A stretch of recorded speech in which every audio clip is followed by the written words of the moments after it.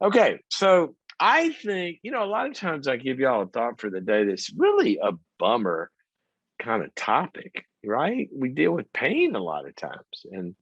And I'll list something that is, it's like, really? We gotta talk about that? Yeah, we do, and it's helpful, but it's not a happy topic. Well, here's a happy topic for you today. How about this one? Our topic for the day is play. Play. Yeah, play. Why does life have to be so serious? I was working with a very high level executive just today, is responsible for about $15 billion of operations in a business. And we were talking about the team has some difficult things they have to talk about. And we're talking about the value of really, really listening to what people, closest to the issue have to say, because we can really learn. And we're talking about it always helps to hear people's perspective, even about us, because we learn. Even if they're wrong, we learn that they've got that opinion and that's something we got to deal with, right? So we always learn by listening. You know what? You're not learning if you're talking, usually. If we're listening, we're learning. And so one of the things he said was, he said, I got life-changing feedback from my 9-year-old a few years back. You know what the feedback? He said, it changed my life. And I didn't know this. But he said, my 9-year-old daughter looked at me and said, Dad, why are you so serious all the time? And he said, I didn't know I was being that way or coming across that way, but I started thinking about it. And then you go into all this, how weighty life feels all the time. And then you started to carve out some more space of play is what we need. Play. There's been a lot of benefits that have been derived from play. Stress relief can improve the way your brain works. We start to play, and if we're engaged in whatever we're doing, like we pick up energy and motivation, and it changes moods, it engages us.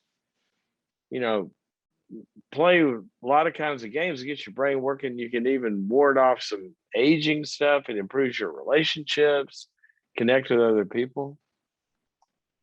I mean, even games.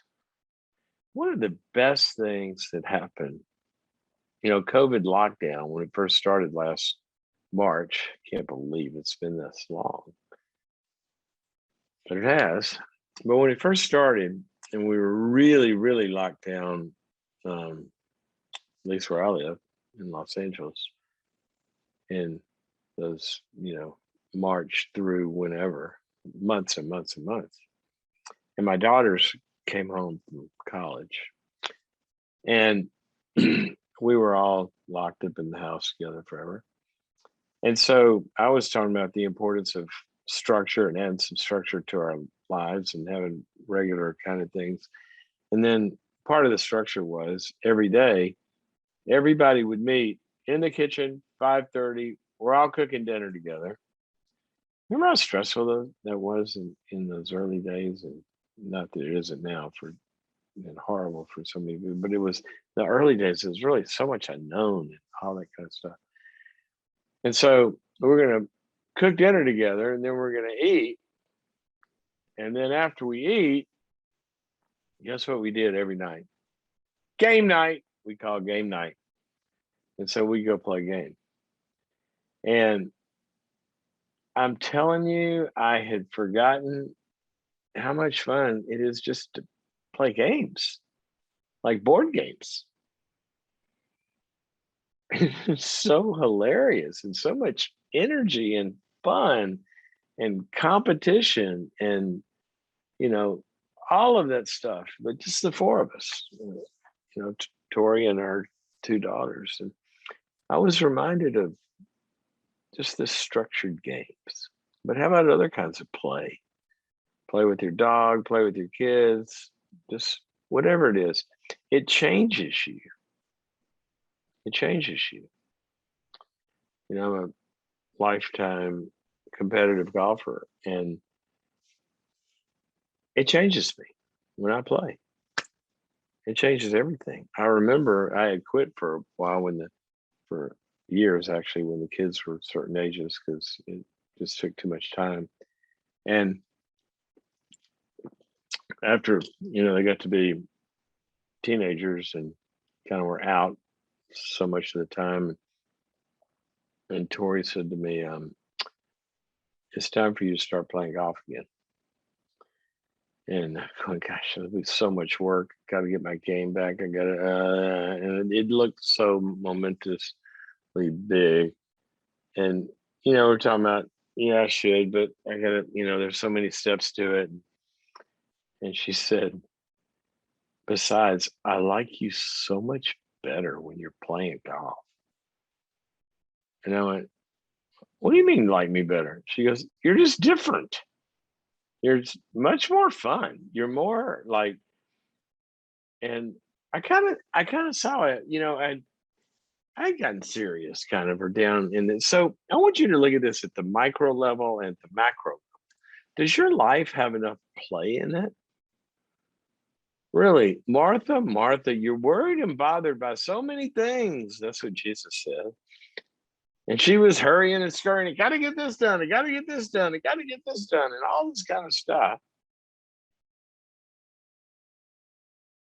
And he looked at her and he said, there's only a few things that are important.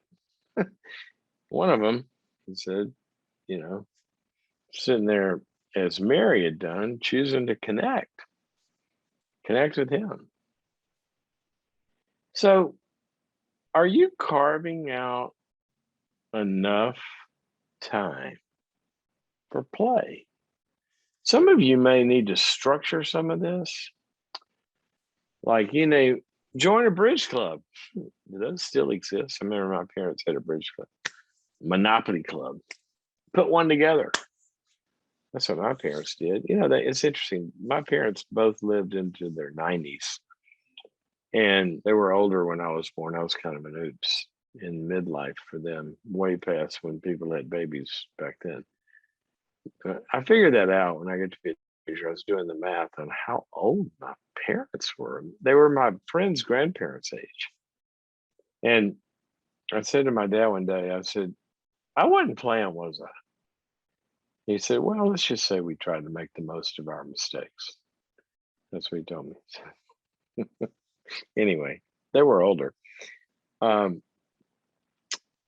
being, they lived into their 90s.